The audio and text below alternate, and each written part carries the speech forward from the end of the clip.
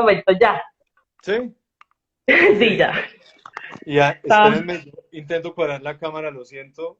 A ver, voy a poner algo aquí que me sostenga la cámara. Dale. Chicos, ¿ustedes Ahí escuchan se retorno? me ven de pronto ahí, Sarita, Ahí te vemos la camisa. Un la poquito más camisa. arriba te podríamos ver la cara. Espérame un segundo, por favor. Busco Dale. algo porque no lo tenía previsto desde este equipo.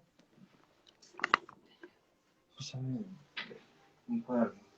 No te preocupes, entonces ahora sí, ya Ya, pero teniendo a bueno, ya Anderson lo logramos. ahí, mientras él ocupa un poquito el tema de la cámara, les voy comentando cuál es la intencionalidad de este Instagram Live. En estos Instagram Live que estamos Ahí, haciendo, Sarita, perdón, te interrumpo ahí, ¿qué tal? ¿Todavía si te no? echas un tricito tú para atrás, ahí, ya, perfecto, ahí. Ya. Ah, ok, ahí, listo, ya, bien. Bueno, qué pena, hola. Hola. Bueno, les cuento que en estos Instagram Live que estamos teniendo, la idea es conversar con personas que trabajan temas de educación inclusiva, sociedades inclusivas, para poder poner a disposición de las comunidades educativas los procesos y las experiencias que nos pueden permitir no dejar a nadie por fuera. El día de hoy tenemos un súper invitado que es Anderson Henao, que nos acompaña desde el Consorcio Internacional de Educación para Personas con Discapacidad. Él es un activista de los derechos de las personas con discapacidad y pues les agradecemos a todos ustedes la paciencia que nos han tenido el día de hoy, el estar ahí pendientes de estos Instagram Live y el estarlo compartiendo con las diferentes personas. Les cuento antes de empezar un poco, el día de hoy vamos a estar hablando sobre un documento que se llama Aportes a la calidad educativa de los estudiantes ciegos y con baja visión, un documento que han estado difundiendo desde hace 2 semanas sobre cómo podemos hacer en estas épocas para no dejar a los estudiantes con discapacidad por fuera, así que no siendo más esta introducción y teniendo en cuenta que estamos empezando sobre las 4:15, quisiera, Anderson, pedirte el favor que te presente. Bueno, Sarita, gracias. Primero que todo, un saludo para todos los asistentes a, a esta conversación o a este diálogo que va a sostener contigo. Pues ya lo has dicho, mi nombre es Anderson Henao, hago parte del Consejo Internacional para la Educación de Personas con Discapacidad Visual.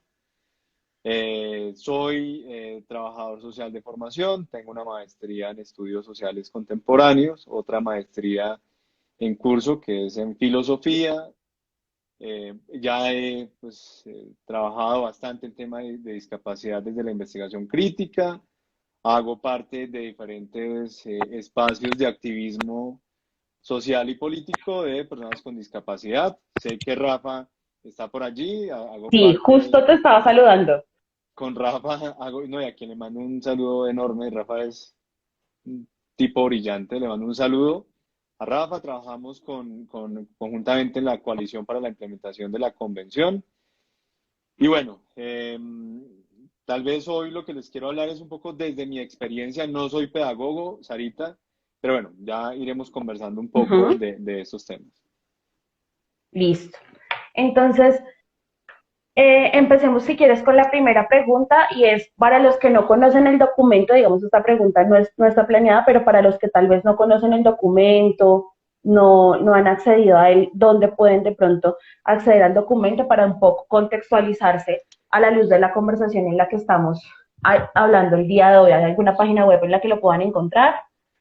Sí, sí, Sarita, como te cuento, la organización social de la que hago también, que se llama ICEDICA, que es la sigla en inglés del Consejo Internacional para la Educación de Personas con Discapacidad Visual. Hay una página en Facebook que se llama ICEBI Latinoamérica, que estamos permanentemente pues, compartiendo información que es pertinente en este caso para la educación de las personas ciegas y con baja visión. Este documento, Sarita, tiene, digamos, es un documento estructurado en 4 apartados, más o menos, muy concretos, donde generamos recomendaciones construidas con la Coordinadora Nacional de Organizaciones de Personas con Discapacidad Visual en Colombia, que es CONALIVI. Allí participamos un grupo de personas ciegas con experiencia, acompañados por docentes y filólogas de la Universidad Pedagógica y la Universidad Distrital. Y bueno, Sí, también con el apoyo de un profesor ciego matemático, Michael González. Y bueno, es un documento por respuesta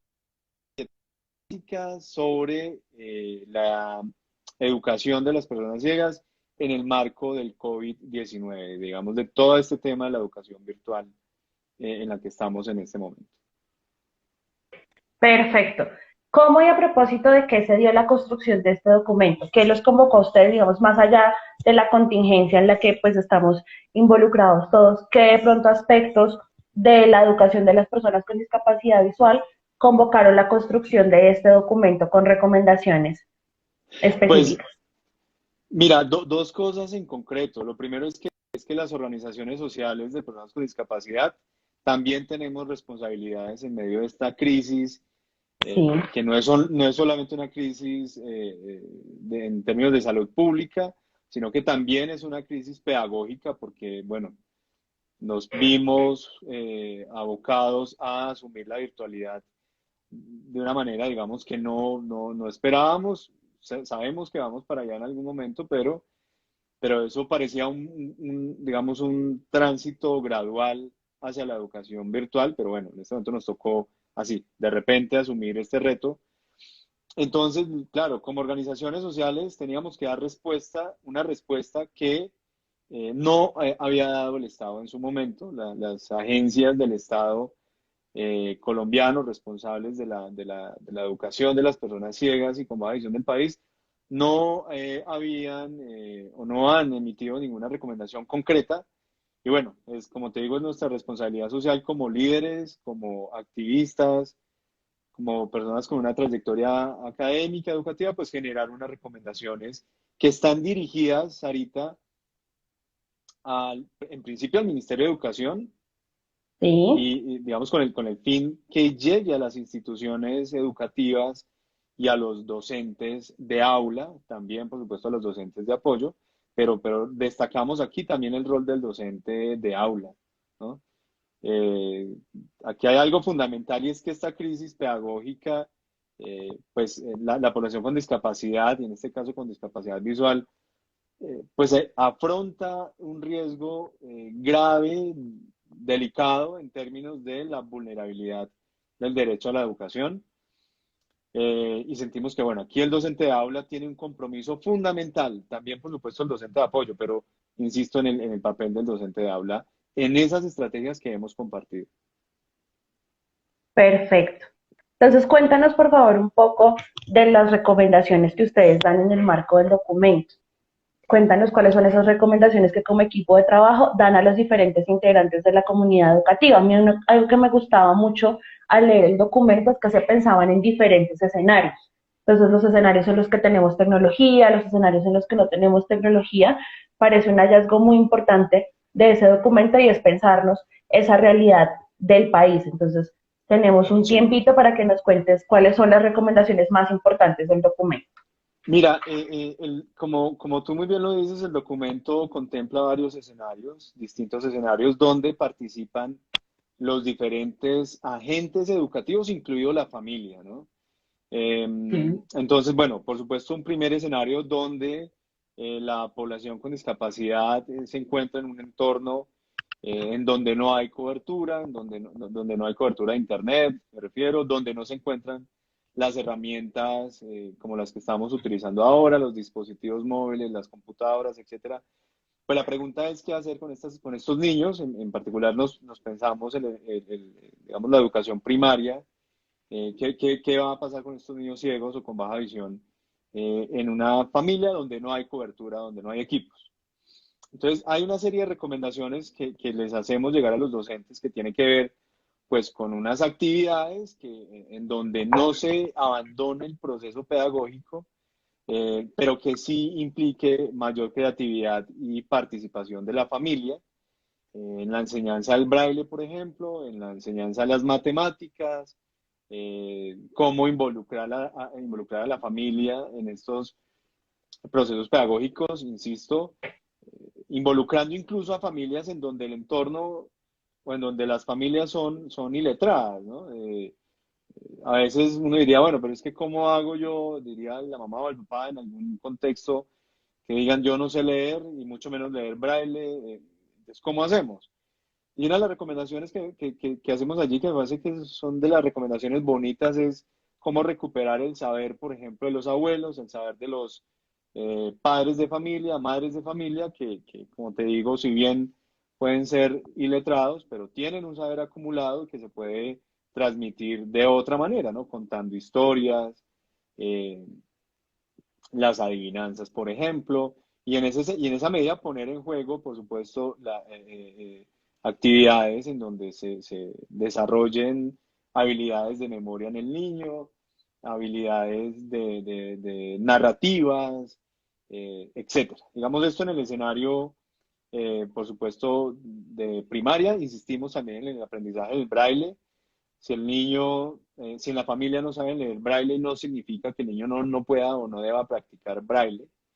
Sí, Allí ya empezamos a involucrar la tecnología, entonces decimos, bueno, utilice, por ejemplo, las grabadoras, las que habitualmente usábamos, si se tienen aún, sino recurrir a grabadoras MP3 o el celular, en donde el niño pueda grabar su voz, en donde, insisto, con el apoyo de la familia, pues pueda desarrollar algunas actividades pedagógicas usando herramientas tecnológicas no necesariamente tan sofisticadas como un celular o como una tablet ajá, o un computador, pero que sí le ofrecen cierto apoyo.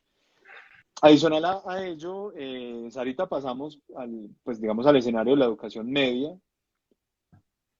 Aquí creemos que el papel no solamente de la familia, sino del estudiante es fundamental, porque el estudiante. sí. Creo que se está perdiendo un poco la conexión porque veo la bolita dar vueltas y dar vueltas y dar vueltas. Anderson nos estaba hablando del papel del estudiante en el proceso pedagógico. Ya volviste con nosotros y de cómo el estudiante puede aportar también desde su Ok. saber a fortalecer y a tener esas estrategias. Sí, entonces, bueno, decíamos un poco sobre, voy a moverme aquí un momento mientras organizo algo acá. Les contaba un poco entonces de ahora pasando ya al terreno, digamos, al escenario de la educación media. Yo, insisto, no soy pedagogo, o sea, esto es un Sí, documento que construimos entre varios desde nuestra experiencia como estudiantes también, ¿no? Entonces decimos aquí el estudiante también tiene una responsabilidad con su proceso.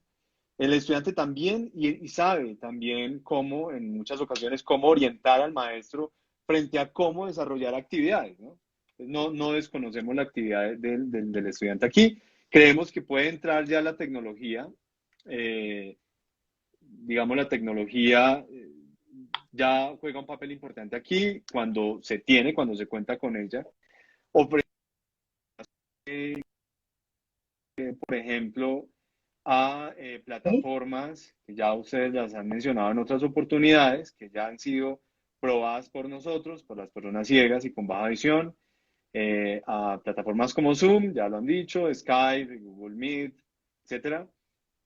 Pero también cómo, digamos, aparece aquí el rol del docente de apoyo. Yo creo que vale la pena mencionar algo aquí, y es que, y lo que hemos venido reconociendo es que el estudiante con discapacidad, digamos, el proceso educativo en este momento ha sido eh, asignado al docente de apoyo, al tiflólogo, cosa que para nosotros es adecuado. Nosotros decimos, el docente, perdón, el estudiante ciego debe estar en los procesos de aula regular, incluso en el terreno de lo totalmente. virtual. O sea, el docente de apoyo es simplemente un docente de apoyo, no se le pueden delegar otras funciones u otras áreas, o mire a ver qué hace con los niños ciegos mientras nos volvemos al colegio, pues asuma usted el proceso, y eso ha pasado, y nosotros creemos que no. Aquí el docente de apoyo es simplemente, su rol es de apoyo. El estudiante con discapacidad visual debe estar en las actividades con sus pares, y por eso recomendamos plataformas como Zoom, que la pueden usar ciegos y personas que no son ciegas. Lo mismo con Google Meet. Decimos, por ejemplo, que cuando se trata ya del desarrollo de guías o formularios o evaluaciones, pues sugerimos unas estrategias también, digamos el uso de otras herramientas tecnológicas como Google Drive, como Dropbox, como OneDrive, en donde el estudiante puede recibir la guía, puede desarrollarla, digamos, de manera no sincrónica, digamos, en otro momento de la clase puede Sí. sentarse a desarrollar sus actividades. Desde luego aquí el tema de la accesibilidad en los contenidos es fundamental. Pero bueno, digamos que aquí involucramos la tecnología, incluso lo señalaba Juan Carlos la vez pasada, el tema de películas en audiodescripción. Nosotros nos atrevemos a sugerir en el documento, Sarita, una página en donde hay más de 2000 películas en audiodescripción para ¿Cómo se personas llama? ciegas. Se llama Audesc, perdón, Audiocinemateca, audiocinemateca.com. En esta página hay 2000, más de 2000 títulos para niños, para jóvenes, para adultos, etcétera.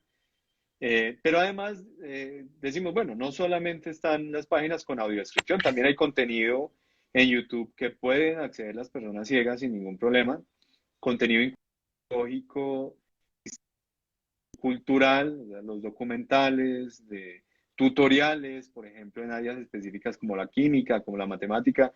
Es decir, no hay- las herramientas son infinitas. Hay Sí. una cantidad de herramientas que nos permiten acceder. Seguramente no las conocemos todas, otras están en desarrollo, otras están por venir, pero el escenario no puede ser desolador ni decirle al docente de apoyo, bueno, encárguese usted el niño ciego y mientras resolvemos esta emergencia, no. Por eso insisto en que una de las consecuencias de este COVID, si no las sabemos enfrentar, es una crisis pedagógica frente a la población con discapacidad en general. Eh, También sugerimos, Sarita, en el que Ujú. el docente ciegos, ¿no? También hay docentes ciegos en diferentes niveles, en primaria, en secundaria, incluso en educación superior. Nos han hecho ya algunas consultas de cómo un docente puede resolver, usar las plataformas como Moodle, como la de Canvas, Students, que es una plataforma que no conocemos, no hemos explorado lo suficiente, pero que vale la pena explorar. Entonces también sugerimos estas herramientas de Google Meet, de Zoom, etcétera, como herramientas de trabajo, ¿sí? De trabajo con sus colegas docentes, no solamente con los estudiantes, sino con los propios docentes ciegos o no ciegos que se pueden reunir en estas plataformas. Eso en términos generales, ahorita contiene el documento. Ah, bueno, pero perdóname, algo que me escapaba. Cuéntanos. Y es que también hacemos un llamado a la recreación, allí lo llamamos pues, el recreo en el documento. Y también hay unas herramientas para el entretenimiento, para la cultura, para la recreación, para personas ciegas, ¿no? Entonces, la primera recomendación es Audiocinemateca, cine en audiodescripción. La segunda recomendación que hacemos es una plataforma que se llama Playroom o sala de juegos, donde las personas Sí. ciegas pueden acceder, ciegas o con baja visión, pues a jugar con personas ciegas de todo el mundo. Y hay juegos de mesa, está el ajedrez, por ejemplo, que es un juego ciencia, por ejemplo.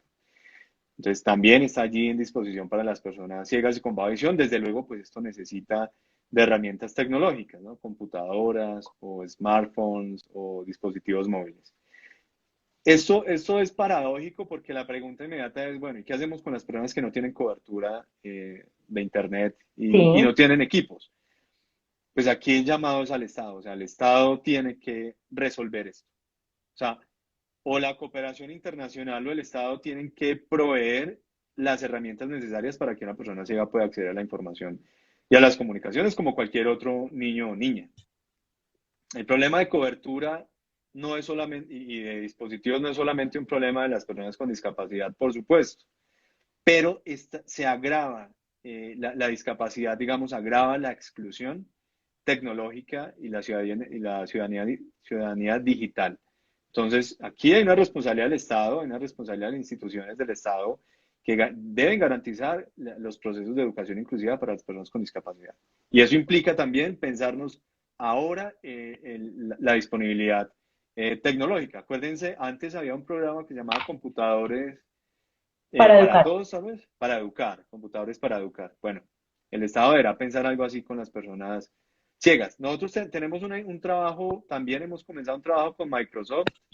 Está en este momento digamos, en formulación, una propuesta que tenemos con Microsoft, porque también hay que pensar en las herramientas de pago, que no son de pago, otras que están disponibles porque el familiar lo tiene o porque la vecina tiene un computador y podemos buscar apoyo allí. En fin, estamos probando, digamos, diferentes alternativas y poco a poco iremos comentando estos hallazgos y estos nuevos avances.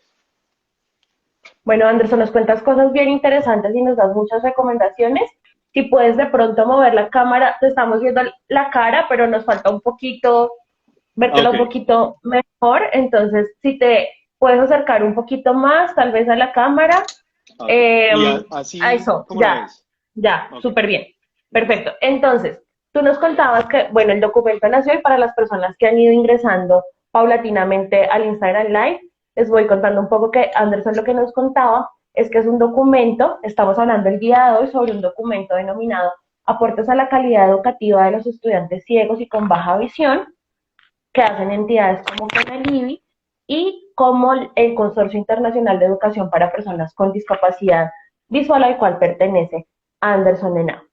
Y nos habla un poco que el documento está generado para, desde el ejercicio de responsabilidad de las organizaciones de la sociedad civil, que creo es un aspecto bien importante a abordar, y es cómo las organizaciones de la sociedad civil están poniendo a disposición su experticia, están poniendo a disposición sus conocimientos y sus recursos en medio de esta crisis pues que nos está tocando a todos.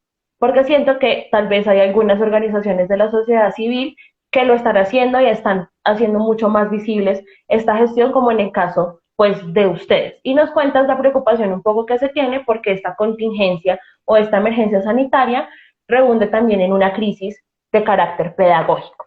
Nos contaba Anderson también aspectos muy importantes que se reflexionan y que se tocan a la luz de este documento, y es cómo recuperamos el saber de nuestros abuelos y desde los diferentes padres de familia, independientemente del nivel académico o independientemente del nivel de competencia digital que ellos tengan. Es una invitación que nos hace Anderson y que nos hacen también desde el documento, y es a recuperar estos saberes que definitivamente son saberes para la vida, y recordamos entonces también que nosotros estamos educando es para la vida. Y en ese sentido, muchos de nuestros abuelos y muchos de nuestros padres de familia tienen experiencias invaluables con las que apoyar.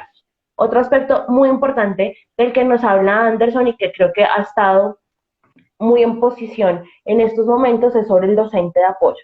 Y es como una de las cosas que genera esa crisis pedagógica y esa crisis de la educación inclusiva es ceder un poco la responsabilidad de los estudiantes con discapacidad al docente de apoyo, al tiflólogo o a los diferentes actores que funcionan como apoyos al interior de las aulas, deslegitimando un poco la relación de enseñanza-aprendizaje que debe haber entre el docente de aula y el estudiante. Creo que este es uno de los temas poco más complicados, en tanto hemos estado también en conversaciones con docentes de aula y manifiestan lo complejo que ha sido para ellos asumir la crisis. Sin embargo, como docentes de apoyo, pues las posturas conjuntas es, si nosotros seguimos pensando que las personas con discapacidad necesitan un profesor especial, definitivamente no estamos hablando de educación inclusiva, estamos hablando de modelos históricos que se supone que pasaron hace muchos años y que ya no están legitimados ni por la Convención de los Derechos de las Personas con Discapacidad, ni por la misma comunidad, ni por el momento histórico pues que vivimos. Ese es un debate muy amplio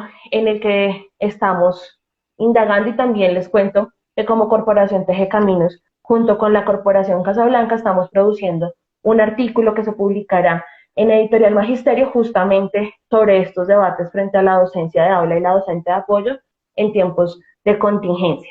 Hay un recurso que no habíamos hablado ni en nuestro encuentro con Juan Carlos ni en nuestro encuentro con Alexandra, que nos recomiendan también, es la Audiocinemateca, que es una página web en la que podemos conseguir películas accesibles y que pues superan las películas que podemos acceder en cantidad en Cine para Todos, por lo cual es muy importante que tengamos en cuenta entonces Audiocinemateca. Un llamado que nos hace Anderson, que también me parece muy importante de destacar, es las herramientas son infinitas. Hemos hablado de herramientas tecnológicas, de herramientas didácticas y pedagógicas, y efectivamente hay muchas herramientas. Lo que debemos hacer es irlas explorando y mirar cuáles son las más adecuadas para nuestros contextos próximos. Nos hablabas también entonces de la importancia de la recreación, y con eso venía otra recomendación, que es Playroom, para poder tener unos espacios y unos escenarios en los que se pueda jugar y se pueda también pasar de ese academicismo tan estricto a compartir otros procesos y otros escenarios. Tenemos una pregunta para ti, Anderson, y es, en el documento era muy reiterativo el tema del PDF accesible. Entonces, hace algunos años yo me acuerdo que a nosotros nos enseñaban, para las personas con discapacidad visual es muchísimo más fácil acceder a documentos en Word y no en PDF. Y resulta que, Sí. digamos, al menos algunas personas de mi edad o de mis años de formación recordarán que más o menos así era el proceso de formación que nos daban, y ahora estamos hablando de PDFs accesibles. Entonces, sí quisiera como que nos aclares un poco qué criterios tienen los Sí. PDFs cuando son accesibles. Pues esa es una gran pregunta, esa es una gran pregunta y sobre todo porque para las personas ciegas uno de los grandes problemas es la accesibilidad. O sea, ese es el coco para las personas ciegas, el acceso a la información, porque en el caso, por ejemplo, de los PDFs, varias confusiones que voy a intentar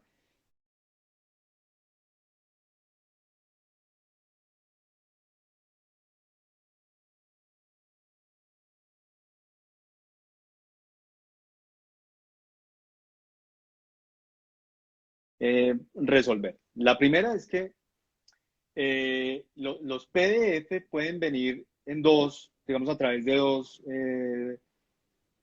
formas, digamos, en imagen y en texto.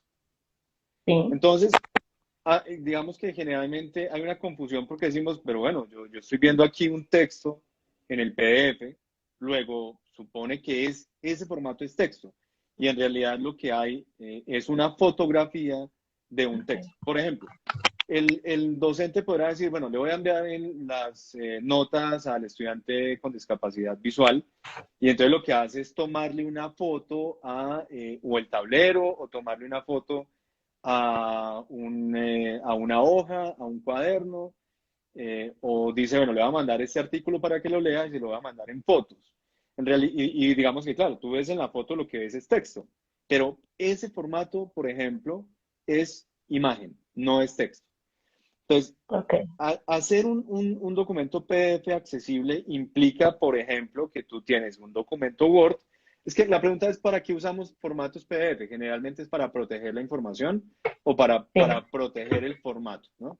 Entonces, lo que hacemos habitualmente es tener un archivo en Word y exportarlo a PDF. Esa exportación de Word a PDF, por ejemplo, es válida y permite que el texto del PDF pueda ser leído. Pero si tú haces lo contrario, si la gente dice, bueno, para los ciegos es mejor un documento en Word, entonces la gente que hace, y es un error habitual, copia la imagen y se la pega a Word, pero sigue siendo imagen, ¿sí? O sea, se mantiene la claro. imagen. Entonces, listo. El ideal de esto es que un documento en PDF sea construido o su fuente sea texto, no imagen, no JPG, etcétera, no imagen, sino texto. ¿Cómo verifica un docente de apoyo, por ejemplo, un docente de aula que lo que está enviando es una imagen y no un texto? Por ejemplo, una pista interesante es que el texto en imagen, el PDF en imagen, es un archivo muy pesado. Generalmente pesa 5 megas, 6, 15, 20 megas. Un PDF en texto pesa habitualmente menos de 1 mega. Esa es una característica de un PDF en texto. Pero otra que es clave, que sí les va a definir si el PDF está en imagen o no, es con un truco muy sencillo, y es, se abre el PDF, se selecciona el texto, digamos, se selecciona el contenido, generalmente control A o alt E, etcétera. Vamos, se selecciona el contenido y tú lo intentas pegar en un Word. Si no pegó, es porque no es texto. Si pega, si es un formato, un PDF en texto, debe pegar el texto en un documento Word o en un blog de notas. ¿Sí? Entonces, suponiendo que tenemos, sí, que no sé, conseguimos un libro, 100 años de soledad, y resulta que está en imagen, pero necesito que el estudiante ciego lo lea. Entonces, Ujú. hay unos tratamientos muy sencillos, que tú lo tienes o en el teléfono, en el computador, etcétera, que son los llamados OCR, o los ¿Cómo se Optical, llama?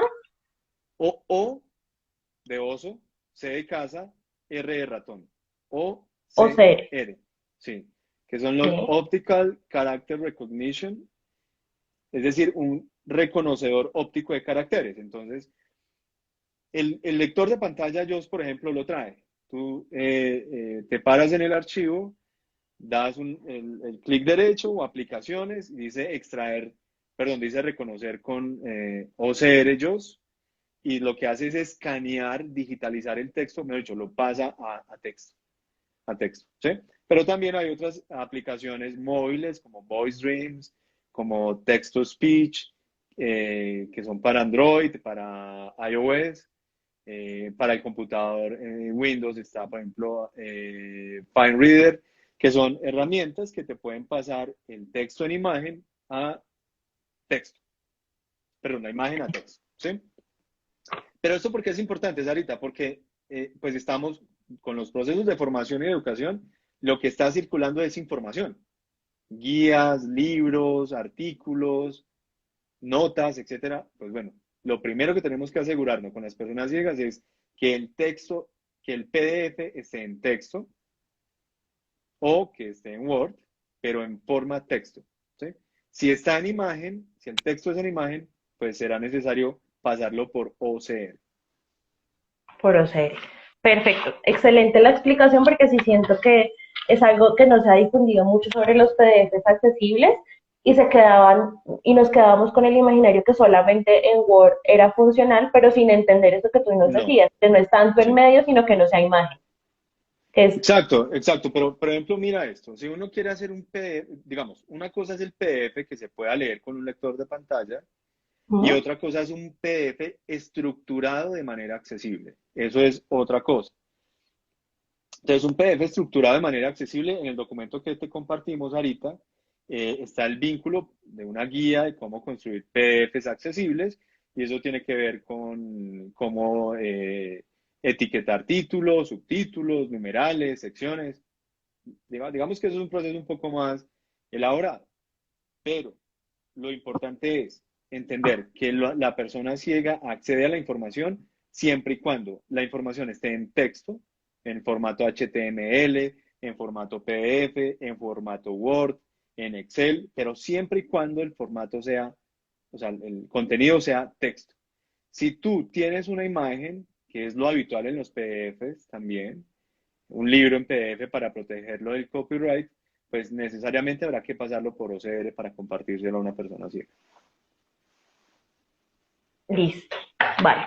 Entonces vamos, hay varios comentarios que ya vamos a leer ahorita en la parte final del Instagram Live y nos quedan dos preguntas que habíamos preparado. Una pregunta muy importante y que creo que nos hacemos todos y es ¿cómo hacer para no invisibilizar a la población con baja visión que pareciera a veces difuminarse cuando hablamos de discapacidad visual? A veces cuando hablamos de Sí, discapacidad visual nos imaginamos de una la población ciega y no pensamos en ajustes para las personas con baja visión. Es un poco lo que pasa también en discapacidad sensorial con las personas hipoacúsicas. Pareciera que si son usuarias de la lengua de señas, ahí está la respuesta y que en el caso de las sí. personas hipoacúsicas, pues hablar duro funcionaría y ya.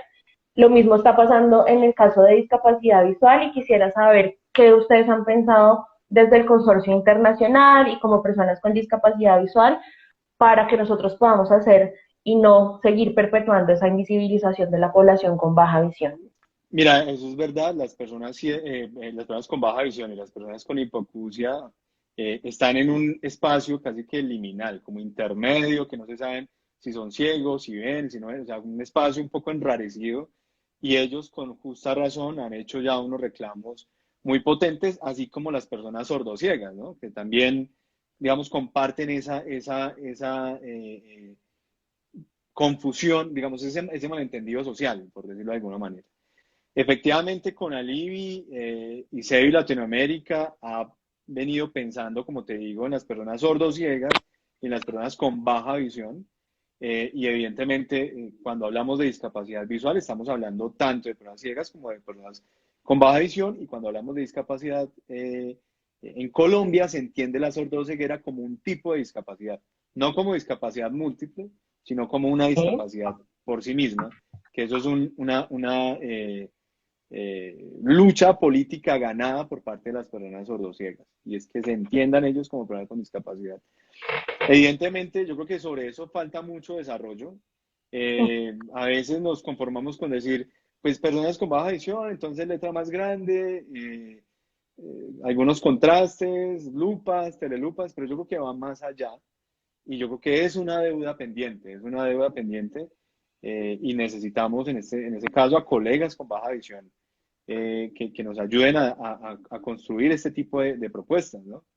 Sí. Ahora con la virtualidad todo el tiempo estamos diciendo, te voy a compartir pantalla, te voy a compartir mis diapositivas. Todavía eso no se ha resuelto, esa figura Ujú. de compartir pantalla, y eso es importante que se sepa. Cuando las aplicaciones dicen compartir pizarra, compartir pantalla, compartir tablero, eso no está resuelto para personas ciegas ni con baja visión. Habrá que mirar cómo, por ejemplo, le exigimos a Microsoft o a estas aplicaciones que hagan desarrollos. Es muy interesante una cosa, Sarita, las aplicaciones generalmente tienen dentro de su configuración, dentro de su setup, una partecita, un componente que dice comunicarse con el desarrollador. Ok. Las personas ciegas lo hemos hecho pidiéndole, por ejemplo, a algunas aplicaciones que, ojo, con el tema de los lectores de pantalla, no los están considerando, trabajen en eso y responden positivamente. Y sé que Microsoft en este momento lo está haciendo. Perfecto. Y vamos con la última pregunta que teníamos planeada para empezar a leer los comentarios que están en el chat, que son muchos los comentarios que hay en torno al tema del Estado, a dónde podemos encontrar más información y demás. Pero antes de ir con esas preguntas, la última pregunta que teníamos concretada es dentro de estas recomendaciones que hacen ustedes como Conalivi y ICEBI, ICEBI Colombia, ¿qué otras recomendaciones falta por desarrollar? Bueno, en principio lo que tú acabas de señalar, la baja visión, creo que es un tema todavía que no tiene suficiente desarrollo, como ya lo he dicho. La población sordociega, por ejemplo. Y yo creo que nos falta pensar un poco en la educación superior también, ¿no? Porque es que en la educación superior parece que estamos abandonados a la autonomía, ¿no? Como, bueno, pues usted ya pasó por el colegio, ya sabe cómo es, pues ya en la universidad usted podrá defenderse, digamos, de manera autónoma, ¿sí? Yo creo que, sobre todo al nivel de posgrados, yo me he sentido un poco descuidado por la universidad, debo decirlo. Sí. Entonces yo creo que falta un poco de eso, el trabajo, por ejemplo, con las plataformas e-learning como Moodle, por ejemplo, que ya también han hecho desarrollos, pero todavía resultan muy dispendiosas. Los docentes en las universidades también desconocen cómo compartir información para personas ciegas, ¿sí? A veces el docente deja el título de un libro o del texto y pues, usted mira cómo lo consigue, si va a la biblioteca, si lo imprime, si le saca fotocopias, si lo compró, etcétera, etcétera. Entonces a veces estamos abandonados a nuestra suerte, y bueno, pues también necesitamos un poco hacer visible, como lo decía al principio, es responsabilidad tanto de las organizaciones sociales como de las personas con discapacidad, que estamos ya en este nivel de educación superior, hacer incidencia, digamos, hacer incidencia, gestionar, orientar también al docente, porque ellos no lo saben todo también. Perfecto. Anderson, nos preguntan en los comentarios que qué es ICEBI y que dónde pueden encontrar el documento. Creo que la pregunta son dos preguntas que pueden ir juntas. Entonces, si nos Sí. puedes recordar esto. OICEDI es una organización social, es un consorcio internacional, un consejo internacional de educación para personas con discapacidad visual. ¿Quiénes la conforman? Hay docentes tiflólogos, hay docentes investigadores en el campo de la discapacidad y la educación, hay profesionales, por ejemplo, también que tienen que ver con la baja visión, incluso con la oftalmología. Sobre todo es un escenario de investigación pedagógica.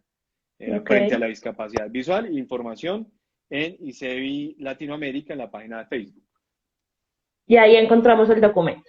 Ahí encontramos los documentos. Eh, Estamos en toda la región, en Latinoamérica, en México, en Centroamérica y Sudamérica. Y bueno, allí encontrarán mayor información. Por supuesto, conmigo, con mucho gusto, después les comparto mi contacto y conversamos. Perfecto. Dice por acá Cons que a los orientadores nos toca muy duro con este tema. Habría que también mirar cómo generamos apoyos para los docentes orientadores. Y dice Viviana que qué estrategias nos podías dar con base a estudiantes que no cuentan con tecnologías en casa. Creo que el documento también es muy explícito en poder recuperar esos saberes de las familias, esos saberes de los padres, en poder, como nos lo decía nuestra invitada anterior, Alexandra Mejía, trabajar desde el cuerpo mismo. Puede que a veces no tengamos recursos tecnológicos, pero el cuerpo es un recurso también pedagógico y si aprendemos desde el cuerpo seguramente es muchísimo más sencillo también cuando no tenemos otros recursos. No sé, Anderson, si quieras hacer algún comentario frente a estudiantes que no cuentan con tecnologías en casa, porque también en la parte inferior, en los comentarios veía un poco comentarios sobre pues que el Estado en últimas ha estado un poco distante de los procesos y Sí, que tal vez el tema de las tecnologías no se solucione por ahí. Leí un poco rápido sí. en comentarios abajo. Mira, es que el problema, por eso hablaba de una crisis pedagógica, porque es que no es solamente, por supuesto, los estudiantes con discapacidad, sino un buen número de estudiantes de todo el país no tienen el acceso a estos recursos tecnológicos. Piensen ustedes en el Chocó, en la Guajira, en el Pacífico, en el sur del país, en el oriente del país. O sea, yo diría que un porcentaje muy alto de los estudiantes del país no tienen acceso ni a Internet ni a dispositivos como computadoras o teléfonos móviles. Entonces yo creo que, pues bueno, como decía un amigo mío, la inclusión social se da en el infierno.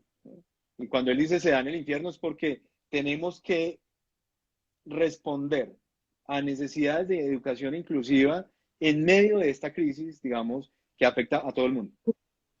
¿Sí? O sea, los que están afectados no son solamente estudiantes con discapacidad. Aquí, ¿qué es lo clave de entender? Que hay unos problemas, unas brechas digitales mucho más grandes para las personas con discapacidad y para los estudiantes con discapacidad. A ti te envían un documento por WhatsApp, por ejemplo, y puede ser imagen, puede ser texto, lo que sea, y lo puedes revisar inmediatamente.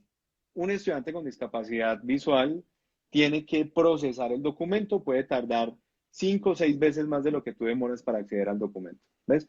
Entonces, digamos, hay unas brechas digitales que pues definitivamente nos afectan mucho más a las personas con discapacidad, pero yo creo que aquí tenemos que exigirle al gobierno, o sea, yo no veo otra opción, no veo otra opción, o sea, el gobierno, la empresa privada, la cooperación internacional tiene que apoyar a los estudiantes con discapacidad visual a superar las brechas digitales, porque esto es un tema de derechos y los derechos no se pueden negociar.